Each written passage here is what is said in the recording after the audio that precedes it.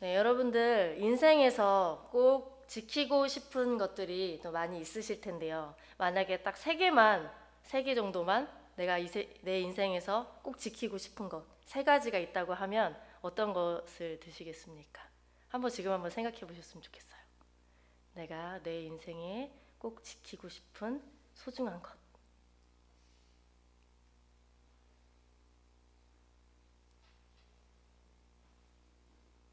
네, 지금 생각을 하셨을 텐데요. 그 목록 중에는 뭐 사랑하는 자녀, 또 가족이나 또 어떤 뭐 사회적 지위나 뭐 그동안 열심히 노력해서 얻은 결과물일 수도 있고, 또 건강을 지키고 싶다 뭐 이런 걸 수도 있고, 자녀들의 장래, 사람들과 관계, 부와 명예, 비전, 뭐 사명 뭐 이런 것들이 있을 수도 있겠습니다. 그런데 지키고 싶은 목록들을 쭉 나열을 해보면요, 모든 같은 가치를 가지고 있는 것은 아닙니다. 그 안에서도 각자마다 더 소중한 우선순위가 있는 것 같아요. 그래서 중요하지만 내 인생에서 덜 소중한 것들을 이렇게 하나씩 빼다 보면요, 사실 세 개를 들었으니까 굉장히 소중한 것만 얘기를 했는데 한 5개, 10개 막 이런 거에서 하나씩 2개씩 막 빼다 보면은 그 중에 나중에 하나가 딱 남는 거죠.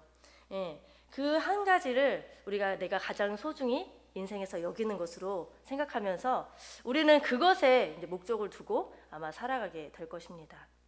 그런데 우리가 이 소중한 것들을 생각할 때 꼭 잊지 말아야 할 것이 있는데요. 그건 바로 이 모든 것을 하나님께서 주셨다는 그 사실입니다. 그렇기 때문에 그것을 주신 분도 하나님이시기 때문에 그것을 지키시는 분도 하나님이시겠죠. 네. 만약 이 사실을 우리가 잊어버리게 된다면 그 순간 우리가 지키고자 하는 것이 오히려 우리의 우상이 되어버리고 그것에 집착하게 되고 또 소중한 것들을 다 잃어버릴 수도 있습니다.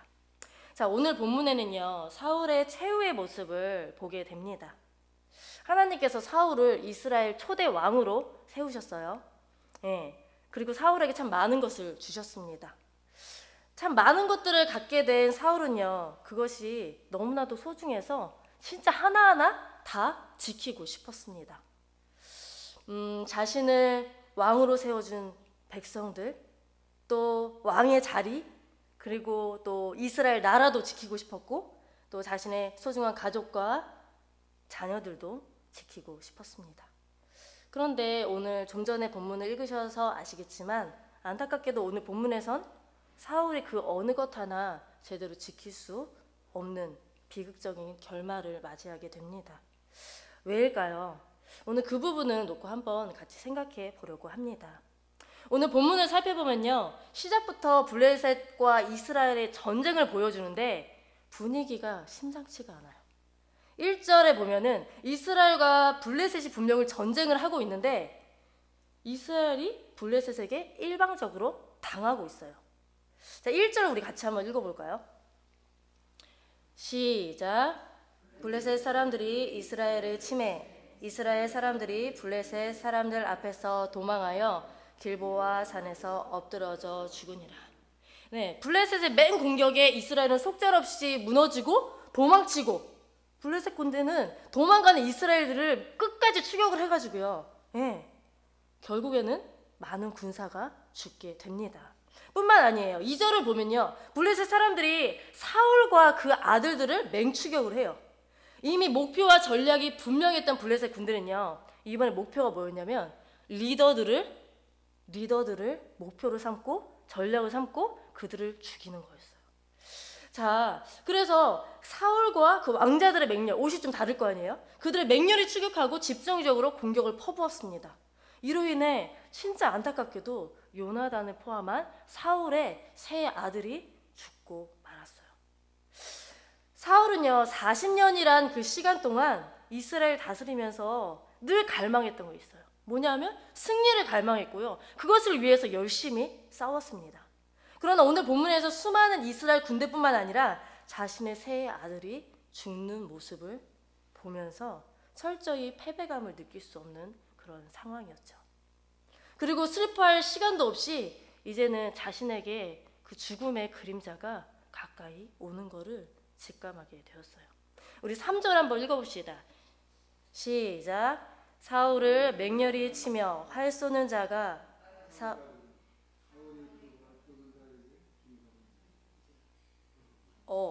네, 3절. 네네. 여기서 보면은 그냥 활 쏘는 자가 이게 지금 사울을 공격하는 이제 군사들이 막 오잖아요. 근데 여기서는 활 쏘는 자가 한 명인 것처럼 이렇게 나오던데요. 원어 성경에 보면 복수형으로 한 명이 아니라 궁수 부대가 사울을 타겟으로 벌처럼 화살을 막 쏘고 있는 그런 상황이에요. 그리고 그 맹렬한 화살 중에 하나가 사울의 살에 깊이 훅 박히게 되어서 치명상을 입게 되죠. 화살이 워낙 깊이 박혔기 때문에 온몸이 뒤틀릴 정도로 고통 가운데 사울은 그 자리에 쓰러지고 맙니다.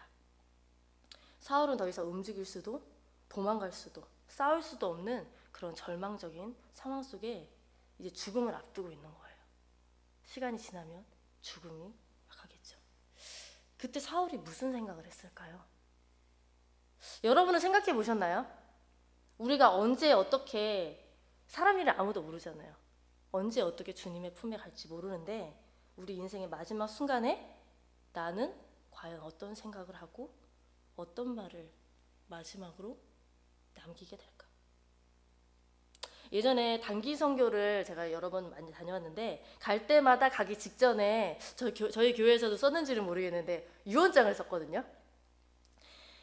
처음에는 제가 한 24살 정도 때 썼던 것 같아요. 유언장을 딱 쓸 때 난생 처음 쓰는 유언장이잖아요. 그러니까 무슨 말을 써야 될지 모르겠는 거예요. 그래가지고 막 생각하다가 뭐 가진 건 없고 재산은 없고 물건 몇 개를 이건 언니한테 주고 이건 누구한테 주고 이러면서 언니 돈 못 갚은 거 미안해 막 이러면서 약간 그런 것들을 이렇게 썼어요.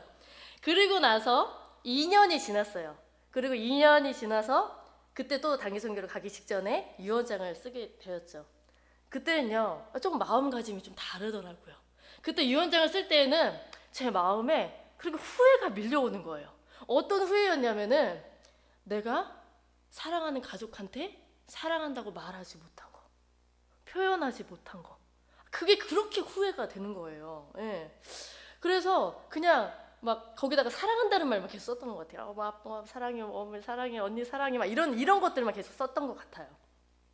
그리고 다시 2년이 흘렀어요. 그리고 또 단기 선교를 갔죠. 가기 직전에 또 유언장을 썼어요. 그런데 그때 뭘 썼는지 아십니까? 그때 제가 하나님께 감사하는 기도를 썼어요.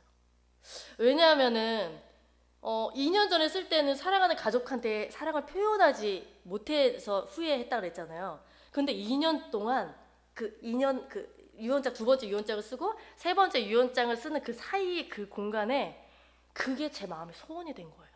그러면서 제가 부끄럽지만 가족들한테 사랑한다는 얘기를 하고 편지를 좀 쓰고 그리고 막 선물을 주고 이런 사랑의 표현들을 2년 동안 제가 했더라고요. 생각을 못 했는데. 그것을 보면서 제가 너무 그러니까 하나님이 이런 생각이 들었어요. 하나님 나한테 2년의 시간을 주셨구나. 그걸 할 수 있는 2년의 시간을 주셨구나 라는 생각이 들어가지고 너무 감사하다고 이렇게 썼는데 진짜 그때는 후회하는 마음이 하나도 없더라고요. 이제 단기 선교 가서 내 진짜 네, 이런 마음으로 이제 갔었는데 여러분 사람은 누구나 마지막 순간을 이제 직면하게 됩니다. 네. 그때 누구나 이 죽음 앞에서 자신의 마음에 담겨있는 그 솔직한 그 모습이 나오게 되는 것 같아요. 그것이 좋은 모습이든 나쁜 모습이든 죽음 앞에 무엇을 감추고 꾸밀 게 없죠. 절대자 앞에서 연약한 우리 인간의 존재를 느끼면서 그동안 인생 후회하기도 하고 그동안의 삶에 감사하기도 하고 인생의 마지막 순간을 정리하면서 하나님 앞에 서는 거겠죠. 그렇다면 사울은 죽음의 그 순간에 어떤 생각을 했을까요? 어떤 유언을 남겼을까요? 네, 우리 4절 같이 한번 읽어볼까요? 시작. 그가 무기를 든 자에게 이르되 내 칼을 빼어 그것으로 나를 찌르라. 할례 받지 않은 자들이 와서 나를 찌르고 모욕할까 두려워하노라. 무기를 든 자가 심히 두려워하여 감히 행하지 아니하는지라. 이에 사울이 자기의 칼을 뽑아서 그 위에 엎드러지네. 네, 놀랍게도요. 그리고 안타깝게도 사울은 자신의 인생을 돌아보는 시간이 아니었어요.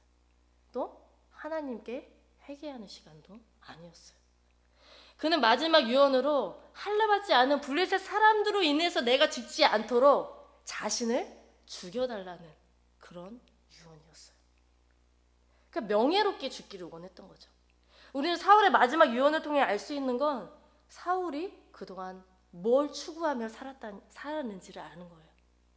사울은 명예를, 자신의 명예를 위해 살았고 그것을 지키기 위해서 하나님이 자신에게 주신 모든 시간과 에너지를 다 쏟는 삶이었던 겁니다. 여러분, 우리는 죽기 직전에 어떤 생각을 하고 어떤 말을 남기며 주님 앞에 서게 될까요? 우리는 깊이 생각해 볼 필요가 있습니다. 왜냐하면 내가 무엇을 지키고 싶어 하느냐에 따라, 내 안에 무엇을 담느냐에 따라 그 모습 그대로 우리는 죽음을 맞이하고 또 주님 앞에 서게 될 것이기 때문입니다. 여튼 사울은 참 많은 것을 얻었고 많은 것을 지키고 싶었지만 그 어느 것 하나 지킬 수 없는 그런 비참한 삶으로 마무리를 했어요. 늘 승리에 집착했던 사울은 전쟁에서 패했고요. 자신의 나라를 잘 지켜 살아가는 자녀들에게 나라를 이어주고 싶었지만 나라도 자녀도 지킬 수가 없었어요. 자신의 명예를 지키기 위해 스스로 생명을 끊지만 여러분, 그 명예가 과연 지켜졌을까요? 우리 8절 9절 한번 읽어봅시다. 8절 9절 10절까지 한번 읽어볼게요. 시작. 그 이튿날 블레셋 사람들이 죽은 자를 벗기러 왔다가 사울과 그의 세 아들이 길보아 산에서 죽은 것을 보고 사울의 머리를 베고 그의 갑옷을 벗기고 자기들의 신당과 백성에게 알리기 위하여 그것을 블레셋 사람들의 땅 사방에 보내고 그의 갑옷은 아스타롯의 집에 두고 그의 시체는 벳산 성벽에 못 박음해. 네, 너무 끔찍한 최후를 맞이하게 됐죠. 사울의 시체를 발견한 블레셋 사람들이요, 어떻게 했냐면은 이 사울의 시체에 머리를 베고 갑옷을 벗기고 그 몸과 그 시체의 그 몸을 블레셋 사방에 보내고 그 시체를 어떻게 해요? 성벽에 달았어요. 온갖 수치와 비웃음과 조롱을 받게 된 거예요. 그뿐입니까? 그의 시체가 걷어진 뒤에도 그의 시체가 많이 훼손이 돼서, 사실 이스라엘에서는 화장을 하지 않아요. 그 당시에 화장을 하는 건 누구만 화장하는 거냐면 추악한 죄인들만 화장을 할 수가 있는 거예요. 그런데 왕이 시체가 너무 많이 훼손이 돼서 화장을 한 거예요. 참, 여러분, 사울은 왕의 자리도, 나라, 백성, 자녀, 자신이 그렇게 지키고 싶었던 명예도 그 어느 것 하나 지킬 수가 없었어요. 대체 무엇 때문일까요? 사울이 이런 끔찍한 비참한 최후를 맞이한 게 무엇 때문일까요? 역대상 10장에 그 답이 나와 있습니다. 우리 한번 찾아볼까요? 역대상 10장 13절 말씀입니다.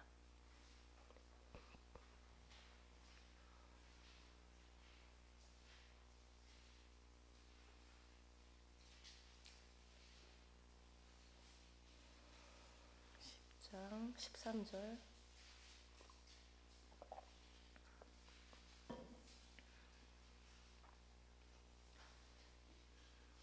역대상 10장 13절 14절 같이 읽겠습니다. 시작. 사울이 죽은 것은 여호와께 범죄하였기 때문이라. 그가 여호와의 말씀을 지키지 아니하고 또 신접한 자에게 가르치기를 청하고 여호와께 묻지 아니하였으므로 여호와께서 그를 죽이시고 그 나라를 이새의 아들 다윗에게 넘겨주셨더라. 여러분, 놀라운 건요, 분명히 블레셋 사람이 죽였거든요. 그죠? 그런데 성경은 여호와께서 죽였다고 말해요. 분명히 전쟁에서 패배했거든요. 그런데 그 실패 요인이 여호와께 범죄했기 때문이라고 말하고 있습니다. 우리는 우리 눈에 보이는 표면적으로 보이는 것으로 인해서 이 일들이, 사건들이 일어났다고 생각을 해요. 그렇지만 성경에서는 본질적인 원인이 따로 있다고 말합니다. 그것이 무엇입니까? 사울 왕이 하나님 앞에 범죄했기 때문에, 즉 하나님의 말씀을 지키지 않은 것이 근본 실패 원인이라고 말하고 있어요. 여러분, 제일 무서운 벌이 뭔지 아세요? 제일 무서운 벌. 바로 내버려둡니다. 내버려둬. 왜 이게 제일 무서운 벌일까요? 로마서 1장 24절에는요. 그러므로 하나님께서 그들을 마음의 정욕대로 더러움에 내버려 두사. 죄 가운데 내버려두면 어떻게 돼요? 그냥 저절로 죽음의 길을 스스로 가는 걸 선택하는 게 바로 우리 인간이라는 거죠. 우리 아이들을 키울 때 부모의 돌봄 없이 보살핌 없이 이 아이가 자랄 수 있습니까? 어머니라는 말이요. 그 오만이라는 말에서 나온 거래요. 그게 뭐냐면 아이를 키우는데 5만 번 이상 손이 가기 때문에 오만이 어머니 이렇게 됐다고 했더라고요. 그만큼 아이를 키울 때 손이 많이 가는 거예요. 어느 거나 하나 손을 대지 않으면 이 아이가 올바르게 성장하고 자랄 수가 없는 거죠. 그런데 그 아이를 내버려 둔다? 방치한다? 결코 잘 자랄 수가 없겠죠. 그런데 그럼 왜 하나님께서 이렇게 사울을 내버려 두셨습니까? 처음부터 하나님이 내버려 두신 게 아니에요. 하나님의 말씀을 사울이 제대로 듣지를 않았어요. 하나님이 그에게 주신 모든 기회의 말씀들에 대해서 하나님의 말씀을 듣는 척 하면서 듣지 않고 자기 마음에 원하는 대로 취사 선택을 결정을 한 거예요. 결국 하나님의 말씀을 듣지 않고 지키지 않은 그의 삶이 이렇게 비극적인 결말을 맞이하게 될 수밖에 없었던 거죠. 여러분, 우리는 한번 생각해 봐야 돼요. 나는 하나님의 말씀을 듣고 어떻게 반응하는가? 그 말씀에 내가 순종하고 있는가? 우리는 심각하게 한번 생각해 봐야 돼요. 하나님이 말씀을 하실 때 내가 그것이 지키기 어렵거나 혹은 내 마음이 원하지 않고 기쁘지 않는 그런 부분이 있다면 내 마음에서 스스로 취사 선택 결정하지는 않은가? 축복의 말씀은 취하되 세상에서 손해볼 일들에 대해서는 내가 피해가지 않는가? 우리는 솔직하게 우리 자신을 내 기준이 아니라 하나님의 기준으로 나를 바라봐야 합니다. 여러분, 그럼 사울은 왜 하나님의 말씀을 듣지 않았을까요? 왜 듣지 않았을까요? 그건 바로 분명히 하나님께서 사울을 세우셨고 아니 하나님께서 사울을 지으셨고 다 모든 것이 하나님으로부터 왔음에도 불구하고 그의 주인이 그 마음에 깊숙한 그 주인이 하나님이 아니라 바로 자기 자신이 되어버렸기 때문입니다. 그렇기 때문에 자신을 왕의 자리에 세우신 하나님을 자신의 이스라엘을 다스리는 청지기로 세운 그 하나님을 잊어버리고 내 왕의 자리, 내 나라, 내 백성, 내 권력, 내 명예가 되어버렸던 거죠. 결국 하나님 없이 그 자신이 주인이 돼서 그 자신의 욕심을 따라 자신의 능력대로 하나님과 상관없는 그런 삶을 살게 된 겁니다. 우리도 다르지 않아요. 우리도 사울과 다르지 않습니다. 우리도 내 삶의 주인이 하나님이 아니라 내 자신이 되어버린 삶을 산다면 결국엔 내가 선택하고 내가 결정하고 내 목표를 따라 내 힘으로 내 것을 지키며 살아갈 수밖에 없겠죠.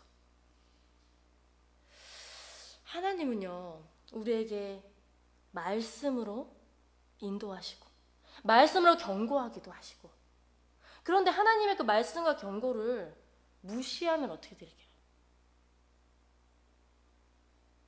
그 다음부터는 하나님의 말씀이 점점 들려지지가 않아요. 듣고 있는데 듣고 있는 게 아니에요. 정말 무서운 부분이에요. 이거는 하나님이 왕으로서 버리신다 해도 그런 말을 해도 내가 너를 버릴 거야? 이런 말을 해도 사울의 귀에 전혀 들리지가 않아. 들어오지가 않아. 자신의 생각으로 꽉 차 있으니까 들어오지가 않는 거예요. 그런 사울에게 사무엘을 통해서 하나님 말씀하세요. 이거 제가 읽어드리겠습니다. 유명한 말씀이에요. 사무엘상 15장 22절 23절 말씀인데요. 사무엘이 이르되 여호와께서 번제와 다른 제사를 그의 목소리를 청종하는 것을 좋아하신 같이 좋아하시겠느냐. 순종이 제사보다 낫고 듣는 것이 순양의 기름보다 나으니 이를 거역하는 것은 점치는 죄와 같고 완고한 것은 사신 우상에게 절하는 죄와 같음이라. 왕이 여호와의 말씀을 버렸으므로 여호와께서도 왕을 버려 왕이 되지 못하게 하셨나이다 하니. 여러분, 우리는 때론 하나님의 말씀을 좀 가볍게 생각하는 부분이 있어요. 그 말씀을 홀대하고 순종하지 않는 부분들이 때론 있기도 해요. 그러나 하나님이 말씀하십니다. 말씀을 지키지 않는 거, 말씀을 가볍게 여기는 거, 그거 점치는 죄와 우상에게 절하는 죄와 같은 죄다 말씀하세요. 사무엘상 2장 30절 말씀에 이렇게 말씀하세요. 나 여호와가 말하노니 나를 존중히 여기는 자를 내가 존중히 여기고 나를 멸시하는 자를 내가 경멸하리라. 하나님을 존중히 여기는 것이 무엇입니까? 바로 그분의 말씀 앞에 순종하는 그것입니다. 그래서 지금 사무엘 하 말씀 묵상하고 있거든요. 근데 다윗이 하나님의 말씀이 아니라 그런 간음죄를 막 저지르잖아요. 거기에 너가 나를 무시했다라는 식으로 하나님께서 말씀을 하세요. 멸시했다는 식으로 말씀하세요. 하나님의 말씀에 이런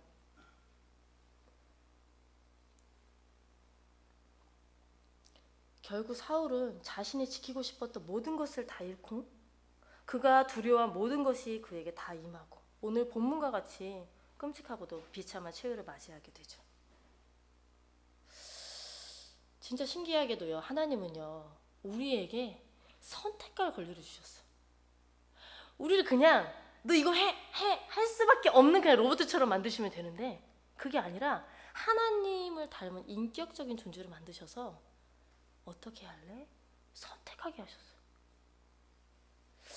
신명기 30장 15절 말씀을 같이 찾아보면 좋을 것 같습니다. 신명기 30장 15절에서 20절 말씀입니다.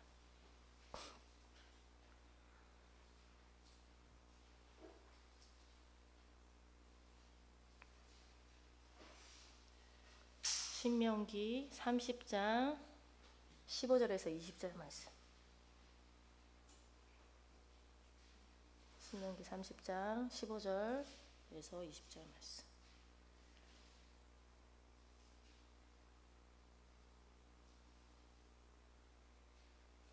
네, 이건 좀 기니까 한 절씩 교독하면서 읽어볼까요? 보라, 내가 오늘 생명과 복과 사망과 화를 내 앞에 두었나니 곧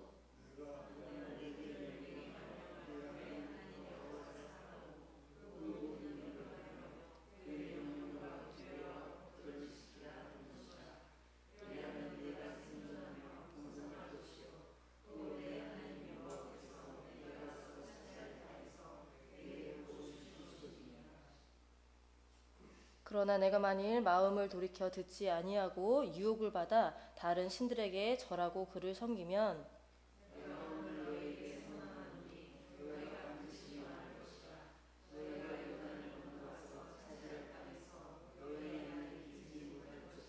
내가 오늘 하늘과 땅을 불러 너희에게 증거를 삼노라. 내가 생명과 사망과 복과 저주를 내 앞에 두었은즉 너와 내 자손이 살기 위하여 생명을 택하고 내 하나님 여호와를 사랑하고 그의 말씀을 청종하며 또 그를 의지하라.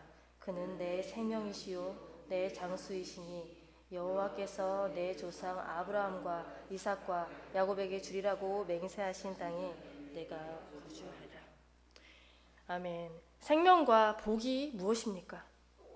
시편 1편에 보면 그것이 하나님의 말씀이라는 것을 우리가 알 수 있습니다. 하나님은 분명하게 말씀하고 계세요. 내가 네 앞에 생명과 복과 사망과 화를 앞에 두었다. 너는 무엇을 선택하느냐?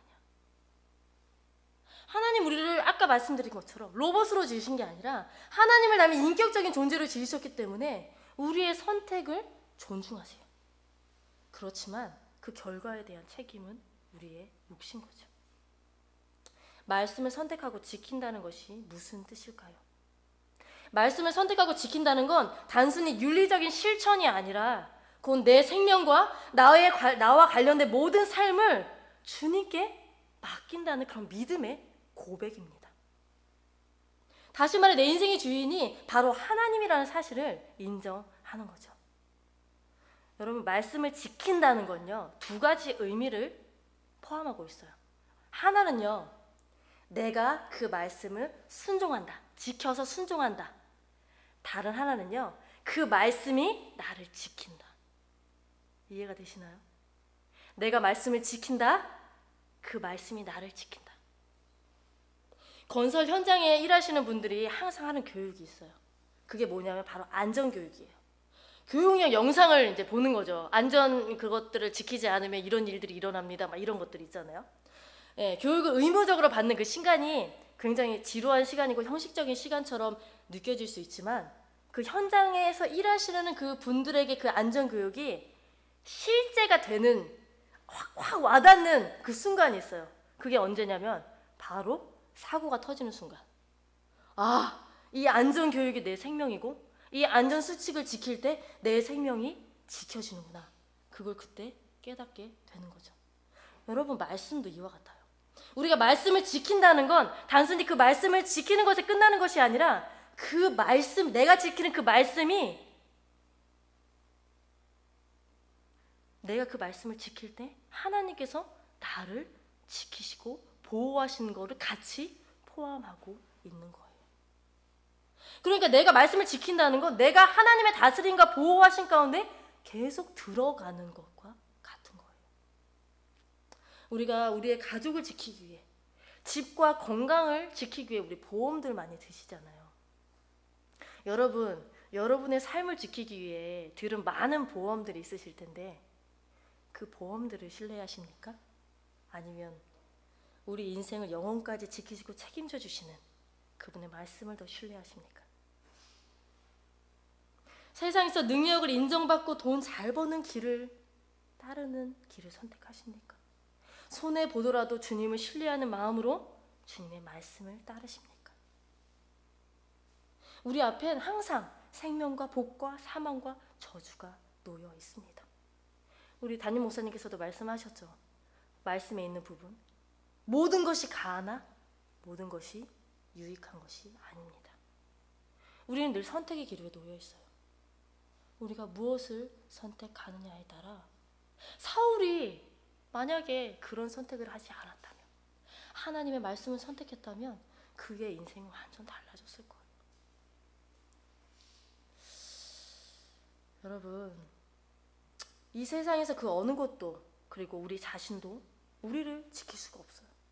우리를 사랑하는 가족도, 너무나도 사랑하는 자녀들도, 순간순간 변하는 세상 속에서 우리의 인생도 그 어느 것 하나 우리는 지킬 수 없습니다. 그러나 우리가 우리 인생의 주인이신 주님의 말씀 안에 살아갈 때, 그 말씀이신 하나님이 우리의 모든 삶을 영원까지 지켜주시고 인도해 주시는 줄 믿습니다. 사울의 마지막 최후를 보면서 저는 좀 마음이 좀 아팠어요. 사무엘 상을 마치고 이제 사무엘 하가 들어가서 1장에 보면요, 다윗이 요나단과 사울의 그 죽음에 대해서 막 슬퍼하면서 애가를 짓거든요. 근데 그 다윗이 그 애통하는 그것들을 막 보면서, 아, 이것이 단순한 다윗의 애통만은 아니구나라는 생각이 들더라고요. 그 애통이 바로 하나님의 애통이구나. 하나님이 사울을 싫어하셨을까요? 하나님이 사울도 사랑하셨죠. 여러분, 사람은 태어날 때요, 이렇게 두 손을 이렇게 움켜쥐고, 애기들 왜 응애 응애 하면서 이렇게 하잖아요. 이렇게 본능적으로 무엇인가를 손에 잡지 않으면 이게 막 살 수 없다는 그 생각을 가지고 막 이렇게 한다고 해요. 근데 이게 그대로 우리가 이제 자라고 성장하면서도, 무엇인가를 내가 움켜쥐지 않으면, 무언가를 내가 안정장치를 해놓지 않으면, 살 수 없고 불안함을 느끼기 때문에 그렇게 한다고 해요. 하지만 정말 우리가 소중한 걸 잡기 위해선 우리가 움켜쥔 걸 펴야 하고, 때로는 잡고 있는 걸 놓아야 돼요.